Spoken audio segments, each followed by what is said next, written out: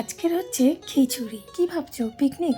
একদমই নয়। এটা ছিল আমাদের সরস্বতী পুজোর উপলক্ষে খিচুড়ি। ভিডিওগুলো ছাড়া হয়নি, সময়ের অভাবে। কতদিনই বা গ্যালারিতে থাকবে বলো, তাই আস্তে আস্তে ভিডিওগুলো ছাড়ার সিদ্ধান্ত নিই। অবশ্য পরপর তোমরা ভিডিও এবার দেখতে পাবে। প্রত্যেক বছরই এখানে পোলাও থেকে নাহলে খিচুড়ি কিছু একটা হয়, কিন্তু প্রত্যেক বছর আমি থাকতে পারি না। আজ খিচুড়িটা কর্পূর করছে। কর্পূর মানে সেই কর্পূর নয়, আমাদের কর্পূর দাদা কিন্তু খুব মিশুকে আমাদের সবার সাথে হাতে হাত লাগিয়ে সহযোগিতা করছে। আর এটাই মনে হয় সবার করা উচিত, তাই না? পুজো ছোট কিংবা বড়, পুজো তো পুজো। তবে এবছরে যে পুজোটা হবে সেটা কিন্তু কেউ ভাবে না। আমাদের সবার প্রিয়জন একজন চলে গেছে খুব অল্প বয়সে, উনি কিন্তু মাতিয়ে রাখতো এখানকার পুজোটা। অতি স্বর্গবাস হচ্ছে, যেখানেই থাকুক ভালো থাকুক। প্রত্যেক বছরে এনাদের সঙ্গেই কিন্তু খুব নাচ টাচ করতো, খুব আনন্দ করতো। এবার তোমরা হয়তো বলবে যে একটা মানুষ চলে গেছে, তোমরা এত আনন্দ করছো।